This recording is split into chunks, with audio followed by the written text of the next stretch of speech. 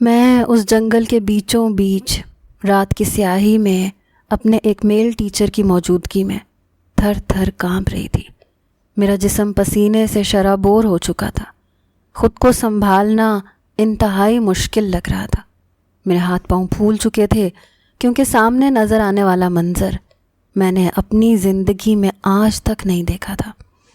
Police اس لڑکی کے گرد گھیرا بنا کر اس کا اچھی طرح سے جائزہ لے رہی تھی۔ میں نے جیسے ہی اسے دیکھا اپنی چادر اتار کر اس کے اوپر ڈال دی کیونکہ وہ نازیبا حالت میں پڑی تھی۔ نہ جانے وہ کس بھیڑیے کے ہتھے چڑھی تھی جس نے اس سے اپنی ہوس پوری کرنے کے بعد اسے قتل کر دیا تھا تاکہ وہ ہمیشہ کے لیے اپنا منہ بند کر لے اور اس مجرم کا پتہ چل نہ سکے جس نے اتنا گھناؤنا کام اس کے ساتھ کیا تھا۔ میں اس قدر شوق میں تھی کہ میری آنکھوں سے آنسو بھی نہیں نکل رہے تھے۔ وہ 19-20 سال کی لڑکی تھی جو کہ باٹنی ڈپارٹمنٹ کے 6 سیمسٹر کی اسٹوڈنٹ تھی۔ وہ میری ہی اسٹوڈنٹ تھی۔ میں باٹنی ڈپارٹمنٹ کی سینئر ہیڈ آف ڈپارٹمنٹ تھی۔ اتنی خوبصورت اور لائق فائق لڑکی کا اتنا بھیانک انجام دیکھ کر میرا جسم تھر تھر کانپ رہا تھا۔ میں ابھی تک یہ یقین ہی نہیں کر پا رہی تھی کہ میری آنکھیں کون سا منظر دیکھ رہی ہیں۔ پولیس اب اس لڑکی کے گرد ایک دائرہ سا بنا کر کھڑی تھی۔ ایمبولینس کے سائرن دور سے سنائی دینے لگے تھے کیونکہ اس لڑکی کو پوسٹ مارٹم کے لیے ہسپتال لے کر جانا تھا۔ میرے ساتھ کھڑے میرا جونیئر ٹیچر فرقان حمید بھی اس لڑکی کو افسوس کے عالم میں دیکھ رہا تھا کیونکہ وہ لڑکی اس کی بھی اسٹوڈنٹ تھی۔ اس گھنے جنگل میں ہر طرف سکوت پھیلا تھا، جیسے ہر کوئی اس کے یوں بے دردی سے مارے جانے پر سوگ کی حالت میں ہو۔ بے شک اس جنگل اور اس میں رہنے والے چرند پرند اس قاتل کو اپنی آنکھوں سے دیکھ چکے تھے جو ہماری نظروں سے چھپا ہوا تھا، اس لیے ہر چیز سہمی ہوئی تھی۔ میں ابھی تک بالکل شوق کے عالم میں تھی، اس لیے اور کچھ بھی نہیں سوچ سکتی تھی۔ یہ بھی نہیں سوچ سکتی تھی کہ یہ لڑکی میری ذمہ داری تھی۔ ہمارا یونیورسٹی کا ٹرپ اس بار مری میں آیا تھا۔ یہ ایک اسٹڈی ٹور تھا۔ اس ٹرپ کا مقصد اسٹوڈنٹس کو مختلف درختوں اور پودوں کی اقسام کے متعلق پریکٹیکلی بتانا تھا اور سمجھانا تھا۔ میں اس ٹرپ کو لیڈ کر رہی تھی کیونکہ یہ صرف باٹنی ڈپارٹمنٹ کا ٹرپ تھا اور میں باٹنی ڈپارٹمنٹ کی ہیڈ تھی۔ ہمارے ساتھ کافی اسٹوڈنٹس تھے، میرے کچھ جونیئر ٹیچرز بھی تھے۔ ہم سب نے ہر چیز بہت اچھے سے مینیج کی تھی۔ یہ ٹرپ 3 دن کا تھا، آج تیسرا اور آخری دن تھا۔ ان 2 دنوں میں کوئی بھی اس طرح کی غیر متوقع بات نہیں ہوئی تھی جو ہمیں شک میں مبتلا کر دیتی یا تشویش میں ڈال دیتی، اس لیے سب لوگ خوش تھے اور مطمئن تھے۔ اسٹوڈنٹس بھی بہت زیادہ انجوائے کر رہے تھے، ہلا گلا بھی کر رہے تھے۔ میں بھی کافی زیادہ ریلیکس تھی کیونکہ ہمارے اسٹوڈنٹس زیادہ تر 18 سال سے 25 سال کے درمیان میں تھے اور سب لوگ باشعور اور سمجھ بوجھ والے تھے، اس لیے زیادہ نگرانی کسی کی بھی نہیں کرنی پڑی تھی۔ پھر بھی میں بار بار ہر چیز پر نظر رکھے ہوئے تھی، اور اس وقت جب سب لڑکیوں کو اپنی اپنی بسوں میں بٹھا دیا گیا اور یونیورسٹی کی طرف روانہ کر دیا گیا تو ایک آخری بس رہ گئی۔ اس میں اسٹوڈنٹس کی تعداد لسٹ کے مطابق 35 ہونی چاہیے تھی، مگر 34 اسٹوڈنٹس آ چکے تھے اور ایک کا کچھ پتہ نہیں تھا کہ وہ کدھر گئی۔ وہ ایک لڑکی تھی اور اس کا نام فائقہ تھا۔ وہ باٹنی ڈپارٹمنٹ کے 6 سیمسٹر کی سب سے لائق فائق اسٹوڈنٹ تھی اور سب سے زیادہ خوبصورت بھی۔ میں بار بار گھڑی پر ٹائم دیکھ رہی تھی کیونکہ 5 بجے تک سب کو اپنی اپنی بسوں میں سوار ہو جانا چاہیے تھا۔ مختلف اسٹوڈنٹس کی ٹولیاں جنگلات کے اندر سے نکل کر بسوں کے اندر بیٹھ چکی تھیں۔ صرف 5 منٹ باقی تھے اور میں سیٹی پر سیٹی بجائے جا رہی تھی۔ میرے کندھوں پر بہت بڑی ذمہ داری تھی کیونکہ سب اسٹوڈنٹس کی نگرانی کرنا کوئی اتنا آسان کام نہیں تھا اور میری سخت طبیعت سے ہر کوئی واقف تھا، اس لیے سب اسٹوڈنٹس وقت پر ہی بسوں میں آ کر بیٹھ چکے تھے۔ مگر وہ لڑکی فائقہ نہ جانے کہاں چلی گئی تھی۔ جب 5:15 بجے تک بھی اس کا کوئی پتہ نہ چل سکا تو پہلی بار مجھے کچھ تشویش کا احساس ہوا کیونکہ وہ اتنی لاپرواہ تو نہیں تھی۔ اس کی گروپ کے اسٹوڈنٹس بس میں بیٹھ چکے تھے۔ ان کا کہنا تھا کہ فائقہ ندی کی طرف گئی تھی، اسے ایک سیلفی بنانی تھی۔ اس نے کہا تھا کہ میں بس تم لوگوں کے پیچھے پیچھے آ رہی ہوں، اس لیے ہم لوگ بے فکری سے چلے آئے کیونکہ اسے راستہ معلوم تھا۔ میں نے غصے اور تشویش کے عالم میں ان سے پوچھا کہ کون سی ندی، کس ندی کی طرف گئی تھی؟ مجھے بتاؤ اگر کوئی جانتا ہے تو، اور میرے ساتھ آؤ۔ میں اسے لے کر وہاں پہنچ چکی تھی، مگر وہاں پر فائقہ کا نام و نشان تک نہیں تھا۔ سورج کی کرنیں ابھی تک زمین پر پڑ رہی تھیں، اس لیے مکمل اندھیرا نہیں ہوا تھا، مگر جنگل کے اندر تو بالکل ہی اندھیرا تھا اور ہمیں اب سرچ لائٹ جلا کر اسے ڈھونڈنا پڑ رہا تھا۔ میں بار بار اپنے ماتھے پر آیا پسینہ صاف کر رہی تھی، میری تشویش بڑھتی جا رہی تھی، مگر فائقہ ملنے کا نام نہیں لے رہی تھی۔ میرے ساتھ میرا ایک ٹیچر فرقان حمید بھی تھا۔ جب وہ 5:30 بجے تک نہ ملی تو میں تو سر پکڑ کر بیٹھ گئی۔ میں نے اسٹوڈنٹس کے باقی گروپس کو بسوں میں بٹھا کر روانہ کر دیا، کیونکہ میری چھٹی حس کہہ رہی تھی کہ معاملہ اتنا آسان نہیں رہا۔ میرے کندھوں پر بہت بڑی ذمہ داری آن پہنچی تھی۔ سب سے پہلا سوال مجھ سے کیے جانا تھا۔ اپنے ٹیچنگ کریئر میں پہلی بار میں اس قدر گھمبیر صورتحال سے دوچار ہوئی تھی، کیونکہ اسٹوڈنٹس کے چھوٹے موٹے مسئلے حل کرنا تو میرے بائیں ہاتھ کا کام تھا۔ میں نے پولیس کو فون کر کے اطلاع کر دی، حالانکہ فرقان نے مجھے منع کیا کہ فی الحال پولیس کو انفارم مت کریں، پہلے ہم ہوٹل میں جا کر اس کا پتہ کرتے ہیں۔ شاید اس کا سامان ہوٹل کے اندر رہ گیا ہو اور ہو سکتا ہے وہ سامان لینے گئی ہو۔ میں اسے کال کر رہی تھی، مگر نہ سگنلز تھے نہ ہی اس کا فون لگ رہا تھا۔ میرے ہاتھ مسلسل کپکپا رہے تھے اور میرا جونیئر ٹیچر مجھے تسلیاں دے رہا تھا۔ وہ ایک مرد تھا، ٹھنڈے مزاج کا مالک تھا۔ چاہے وہ مجھ سے جونیئر تھا، مگر پھر بھی میں اس کے سامنے تھر تھر کانپ رہی تھی۔ میں نے کسی اونچی پہاڑی پر جا کر پولیس کو فون کیا، کیونکہ نیچے تو سگنلز بالکل نہیں آ رہے تھے۔ میرے اعصاب اب جواب دے چکے تھے، میں اسے اکیلی نہیں ڈھونڈ سکتی تھی۔ آدھے گھنٹے کے بعد پولیس موبائل کی گاڑیاں وہاں پہنچ گئیں۔ مجھے کچھ تسلی ہوئی کہ اگر فائقہ کو راستہ نہیں مل رہا تو پولیس والے اسے ڈھونڈنے میں مدد کریں گے۔ شاید وہ رات کی تاریکی میں غلط راستے پر چلی گئی ہو، کیونکہ میرے ذہن میں کچھ اور سوچنے پر آتا ہی نہیں تھا۔ 2-3 گھنٹوں کی مسلسل سرچ کے بعد بالآخر ایک طرف سے پولیس کے اہلکار بھاگتے ہوئے آئے۔ میں ان کی طرف دیکھ کر پریشان ہو گئی۔ انہوں نے مجھے ہاتھ کے اشارے سے پیچھے آنے کا کہا۔ میں اور فرقان حمید ان کے پیچھے بھاگے۔ جنگل کے بیچوں بیچ جو منظر ہمیں دیکھنے کو ملا وہ میرے 14 طبق روشن کرنے کو کافی تھا۔ مجھے لگا میں کوئی ڈراؤنا خواب دیکھ رہی ہوں، کیونکہ ایسا حقیقت میں نہیں ہو سکتا۔ حقیقت اتنی گھناؤنی نہیں ہو سکتی۔ وہ فائقہ ہی تھی جو ایسی حالت میں وہاں پڑی تھی کہ دیکھنے والی آنکھ اشک بار ہوئے بغیر نہیں رہ سکتی تھی۔ میرے قدم ایک دم سے لڑکھڑائے۔ فرقان حمید نے مجھے سہارا دے کر کھڑے رکھا۔ وہ ایک مضبوط مرد تھا، بے شک وہ بھی یہ منظر دیکھ کر انتہائی پریشان تھا، مگر وہ میری طرح لڑکھڑا کر نہیں گرا تھا۔ فائقہ نیم اریاں حالت میں جنگل کے بیچوں بیچ گھاس پر پڑی تھی، اور اس کی حالت چیخ چیخ کر بتا رہی تھی کہ اس کے ساتھ کیا کیا گیا ہے۔ اس کے ساتھ ایک نہیں بلکہ 2 ظلم کیے گئے تھے۔ اسے زیادتی کا نشانہ بنا کر اس کا خاتمہ کر کے وہاں پھینک دیا گیا تھا، اور مجھے کچھ خبر ہی نہ ہو سکی۔ پولیس جلدی جلدی اس جگہ پر گھیرا تنگ کرنے لگی، ہمیں پیچھے ہٹنے کو کہا، مگر میرے اندر تو اتنی سکت بھی نہیں تھی کہ میں ایک قدم آگے یا پیچھے بڑھا سکتی۔ بالکل بت بنے اسے دیکھ رہی تھی۔ میں نے دل میں شدت سے یہ خواہش کی کہ کاش یہ ایک خواب ہو، میری آنکھیں کھل جائیں اور فائقہ میرے سامنے بالکل صحیح سلامت کھڑی ہو۔ اسے دیکھ کر میری یہ حالت ہو رہی تھی تو اس کے ماں باپ کی کیا ہوگی، جنہوں نے میرے بھروسے پر اپنی بیٹی کو اس اسٹڈی ٹور پر بھیجا تھا۔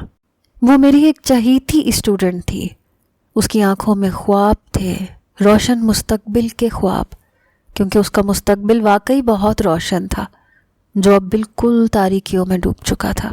پولیس اس کی لاش کو اٹھا کر لے جا رہی تھی، کیونکہ اسے پوسٹ مارٹم کے لیے لے جانا تھا۔ اس کو دیکھ کر یہ اندازہ لگانا آسان تھا کہ اس کے ساتھ کیا ہوا ہے۔ پہلے اس کے ساتھ زیادتی کی گئی، پھر اسے بے دردی سے قتل کیا گیا، مگر پھر بھی پوسٹ مارٹم ضروری تھا، اور میری ہمت نہیں ہو رہی تھی کہ میں اس کے گھر والوں کو اطلاع دے سکوں۔ وہ لاہور کی رہائشی تھی، اپنے ماں باپ کی اکلوتی بیٹی تھی۔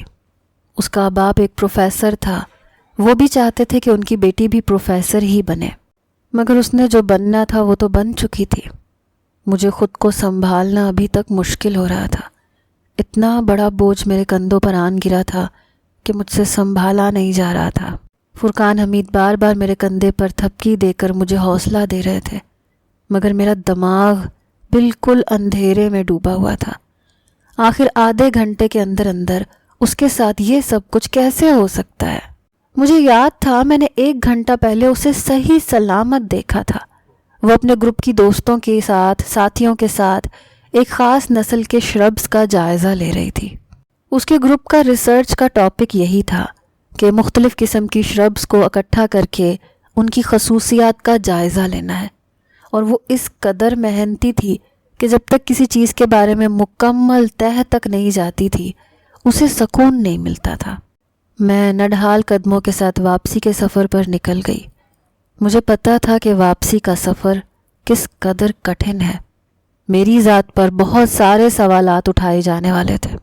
شاید مجھے پولیس انکوائریز کا بھی سامنا کرنا پڑے، کیونکہ یہ سب کچھ میری وجہ سے ہوا تھا۔ شاید میں نے اپنے اسٹوڈنٹس کی ذمہ داری کو صحیح طریقے سے نبھایا نہیں تھا۔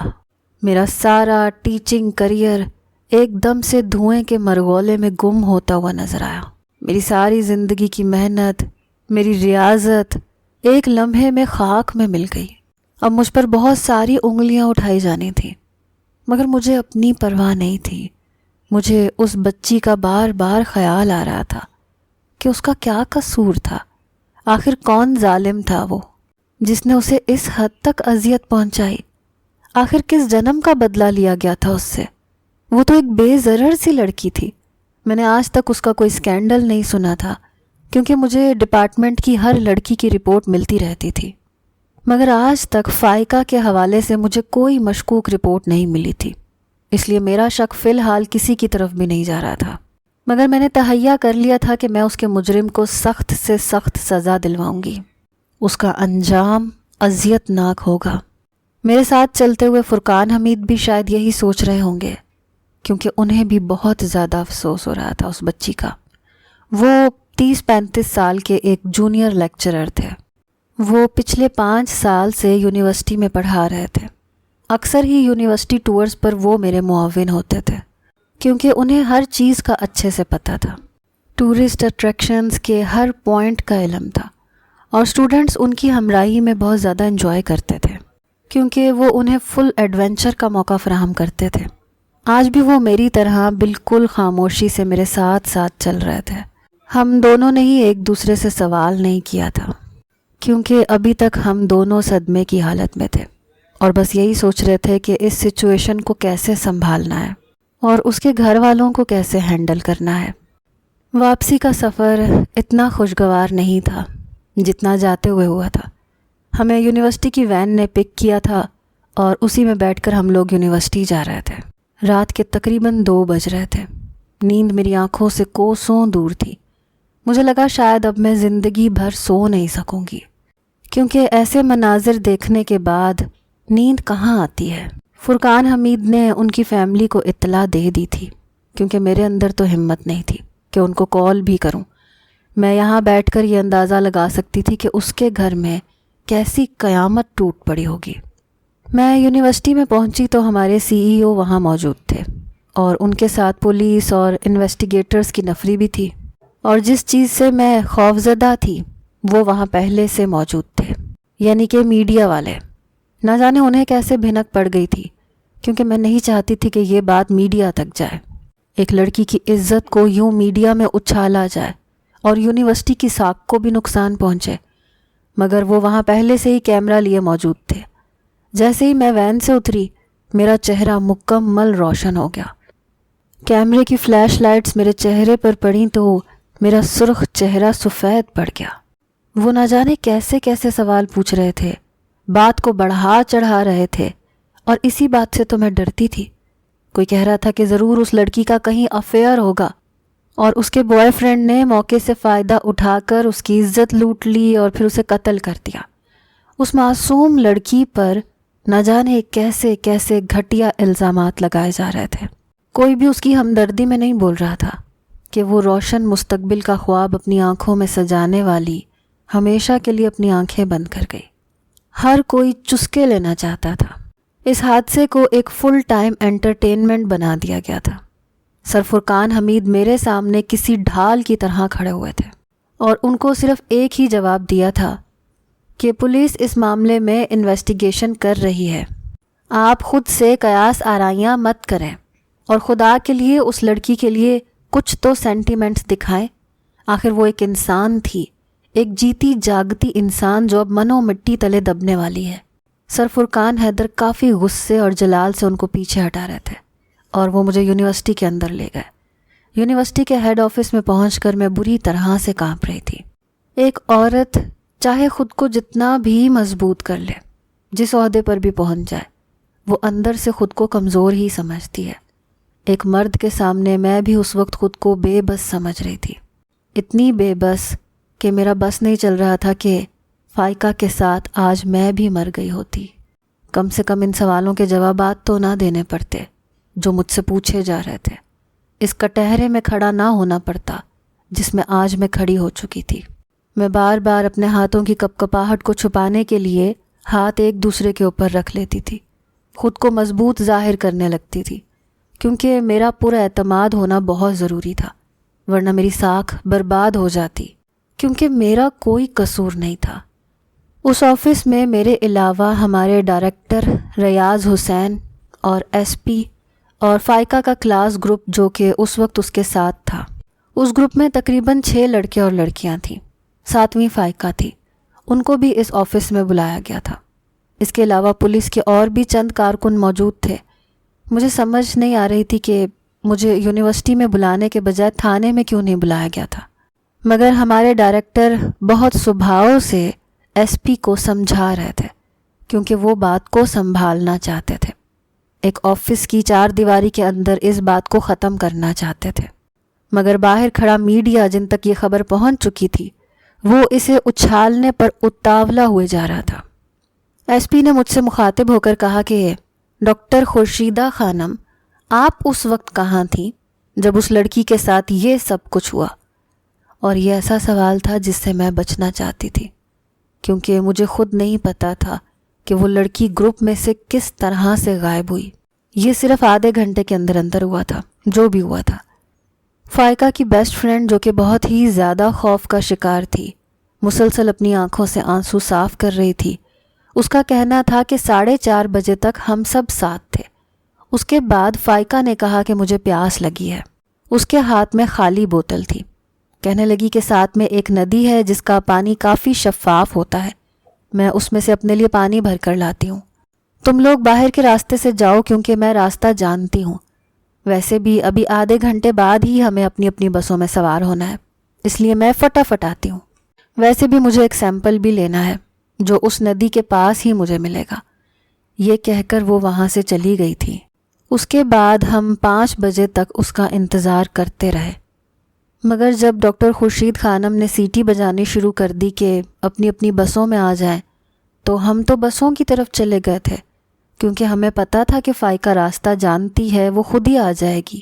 مگر بس میں بیٹھنے کے 15-20 منٹ تک بھی وہ نہ آئی، تو میڈم خورشید سر فرقان حمید کے ساتھ خود وہاں تک گئی تھیں۔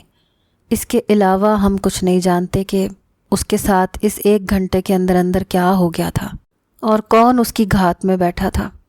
اگر تو یہ کسی جنگلی جانور کا کام ہوتا تو فائقہ کی عزت محفوظ رہتی، اس کو صرف مارا گیا ہوتا، مگر اسے نہ صرف قتل کیا گیا تھا بلکہ اسے زیادتی کا بھی نشانہ بنایا گیا تھا۔ یہ انویسٹیگیٹر زارون کا کہنا تھا جو وہاں آفس میں بیٹھے تھے۔ ہر کوئی مختلف قسم کی قیاس آرائی لگا رہا تھا۔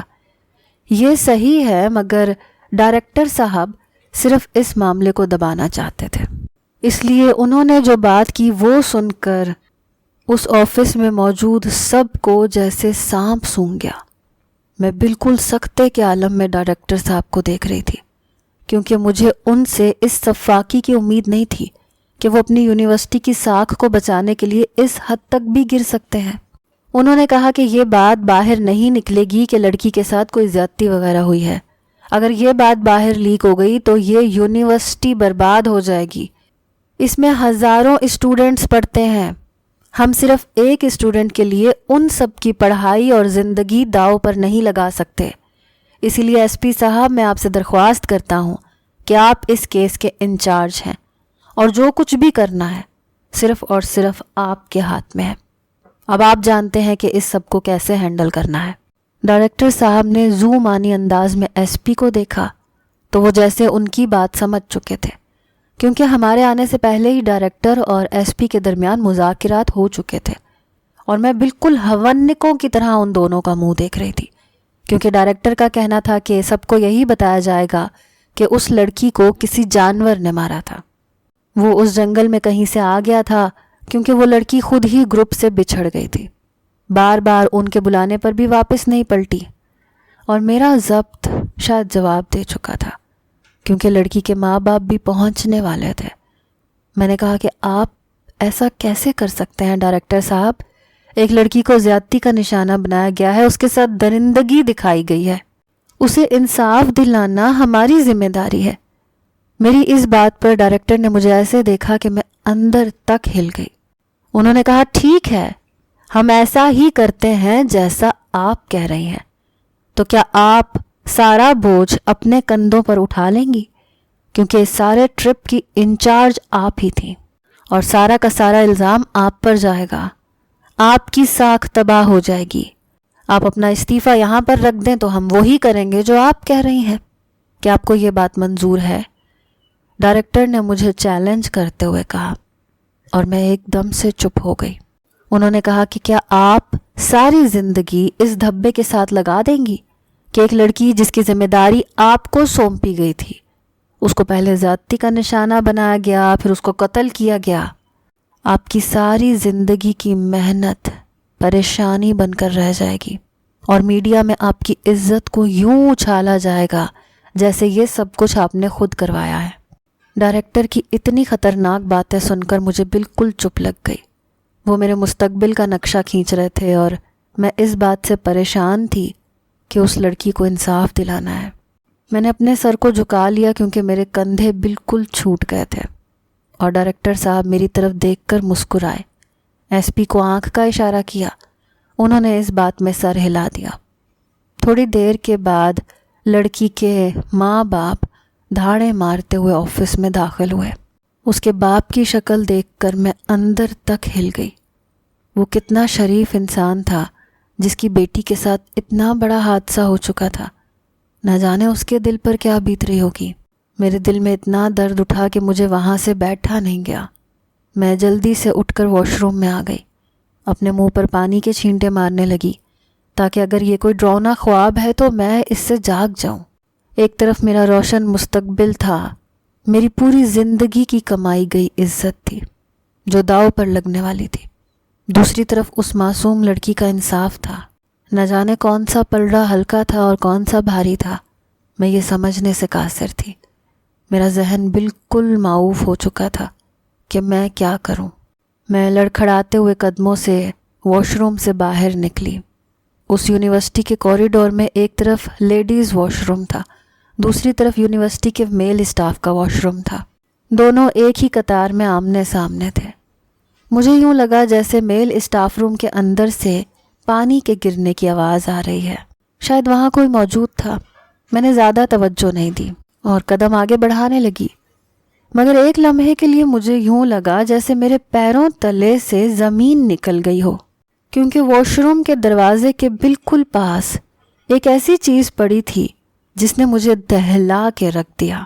میں اپنے لڑکھڑاتے قدم آہستہ آہستہ اٹھاتی ہوئی اس دروازے کے پاس تک گئی اور نیچے جھک کر اسے اٹھا لیا. اپنی 2 انگلیوں سے اٹھا کر اسے اپنی آنکھوں کے قریب لے گئی، جیسے پہچاننے کی کوشش کر رہی ہوں کہ یہ وہی ہے یا میرا وہم ہے. مگر یہ بالکل حقیقت تھی، ایک ایسی بھیانک حقیقت اور ایک ایسا دل دہلا دینے والا انکشاف جسے جان کر شاید میری جان بھی نکل گئی تھی. میں بت بنی کھڑی اس چیز کو بغور گھما گھما کر دیکھ رہی تھی. وہ ایک بہت ہی خوبصورت بریسلٹ تھا جس کے درمیان میں 2 دل ایک ساتھ جڑے تھے۔ اس پر ایف لکھا تھا۔ میں اس بریسلٹ کو اچھی طرح سے پہچانتی تھی کہ یہ کس کا تھا۔ وہ بریسلٹ میرے ہاتھ میں کپ کپا رہا تھا۔ تو کیا واش روم کے اندر کھڑا انسان اس سب کا ذمہ دار تھا جو اس جنگل کے بیچوں بیچ ہوا تھا؟ یہ ایک ایسا سوال تھا جس کا جواب جاننے کے لیے میں شدید بے چین تھی۔ اچانک ہی واش روم کا دروازہ کھلا اور کوئی باہر آیا۔ میں جلدی سے غیر محسوس انداز میں وہ بریسلٹ اپنے پیچھے چھپا گئی۔ سامنے کھڑا نوجوان میری طرف دیکھ کر مسکرا رہا تھا، مجھے تسلی دے رہا تھا، کہہ رہا تھا کہ مس خورشید آپ بالکل بھی پریشان مت ہوں، ہم اس معاملے کو ہینڈل کر لیں گے۔ آپ ایک عورت ہیں، کمزور پڑنا آپ کے لیے ایک فطرتی سی بات ہے، مگر ہم مرد اس معاملے کو ہینڈل کر لیں گے اور یہ معاملہ یونیورسٹی کے اندر ہی دب کر رہ جائے گا۔ سوشل میڈیا میں بھی ہم یہی بات پھیلائیں گے کہ اس لڑکی کو کسی جانور نے مار کر وہاں پھینک دیا تھا۔ پوسٹ مارٹم رپورٹ میں بھی یہی سب کچھ آ جائے گا کیونکہ ڈاکٹر بھی ہمارے ہاتھ میں ہے۔ وہ مسکرا کر مجھے تسلی دے رہا تھا اور میں اس سامنے کھڑے ہوئے جانور کو سکتے کے عالم میں دیکھ رہی تھی۔ میرا تو دنیا پر سے اعتبار ہی اٹھ گیا تھا کیونکہ وہ اتنا اچھا تھا کہ میں اس پر شک کر ہی نہیں سکتی تھی، مگر اب تو ثبوت میرے ہاتھ میں تھا اور شاید اب سارا معاملہ بھی میرے ہاتھ میں آ چکا تھا۔ میں اس کو سزا دلوا کر رہوں گی، اسے پھانسی پر چڑھا کر دم لوں گی۔ میں نے اپنے دل میں تہیہ کر لیا تھا، ہونٹوں پر مسکراہٹ سجا دی۔ میں نے کہا، سر فرقان حمید، جب آپ جیسے ٹیچر ہماری یونیورسٹی میں ہوں گے تو یقیناً ہر معاملہ آپ اچھے سے ہینڈل کر لیں گے، اس لیے مجھے ذرا بھی پریشان ہونے کی ضرورت نہیں ہے۔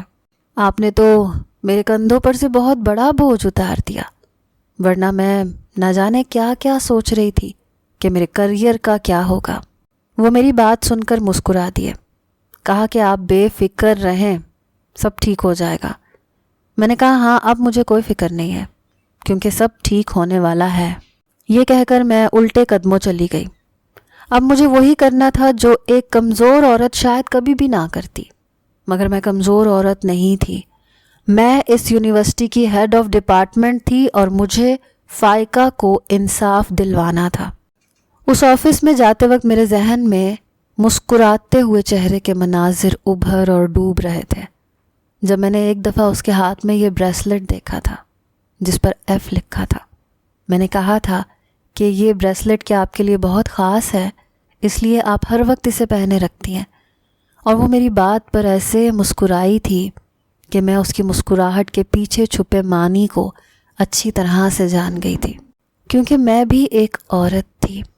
عورت کو جب محبت ہوتی ہے تو اس کے چہرے پر ایسی ہی مسکراہٹ ہوتی ہے، اور اس محبت کے اظہار کا کوئی تحفہ آپ کو دے دے تو آپ اسے ہر وقت سنبھال کر رکھتی ہیں۔ میں نے فائقہ کو زیادہ کریدنے کی کوشش نہیں کی تھی کیونکہ وہ ایک ینگ لڑکی تھی، بے شک اس کے مستقبل کے خواب تھے، مگر وہ ایک عورت بھی تو تھی، اور عورت کا حق ہوتا ہے کہ کوئی مرد اسے محبت کرے، اسے ٹوٹ کر چاہے۔ مگر یہ بریسلٹ سر فرقان حمید کے پاس کیسے آیا؟ کیا فائقہ کی محبت سر فرقان حمید تھا جس نے اسے دھوکہ دیا تھا؟ یہ ایک ایسا سوال تھا جس کا جواب مجھے شدت سے درکار تھا۔ یہ بات تو میں جان چکی تھی کہ فائقہ کا قاتل اور اس کے ساتھ درندگی دکھانے والا فرقان ہی ہے، مگر دوسرے سوال کا جواب ابھی مجھے نہیں ملا تھا، اور میں جانتی تھی کہ وہ کس سے ملے گا۔ پہلے میں اس کا جواب جاننا چاہتی تھی، اس کے بعد میں اس درندے کو جیل کی سلاخوں کے پیچھے دیکھنا چاہتی تھی۔ میں نے اپنے نمبر سے فائقہ کی دوست کا نمبر ملایا، اس سے کہا کہ میرے آفس میں آؤ، میں تمہارا انتظار کر رہی ہوں۔ میں ڈائریکٹر کے آفس میں جانے سے پہلے اپنے آفس میں چلی گئی۔ فائقہ کی دوست انیکا کو اپنے آفس میں بلوا لیا کیونکہ وہ فائقہ کی بیسٹ فرینڈ تھی، اور کوئی بھی بیسٹ فرینڈ ایسا نہیں ہوتا جو اپنے دوست کے راز دل سے بے خبر ہو۔ جو بات انیکا نے مجھے بتائی وہ میرے پیروں تلے سے زمین کھینچنے کو کافی تھی۔ میرے شک کی تصدیق ہو چکی تھی۔ وہ بہت ڈری سہمی سے میرے سامنے بیٹھی تھی۔ میں نے کہا میں تمہارے ساتھ ہوں، تمہیں پریشان ہونے کی ضرورت نہیں ہے، تم جو بیان میرے سامنے دو گی تم وہی بیان پولیس کے سامنے دو گی۔ میں تم سے وعدہ کرتی ہوں، تمہاری حفاظت میرے ذمہ ہے، مگر ہم دونوں نے مل کر فائقہ کو انصاف دلوانا ہے، ورنہ سر فرقان حمید جیسے درندے نہ جانے کتنی لڑکیوں کا قتل عام کر دیں گے اور ان کی عصمتوں کو نیلام کر دیں گے۔ میری بات سن کر انیکا کہنے لگی کہ 1 سال پہلے فائقہ اور سر فرقان حمید کا افیئر چلا تھا۔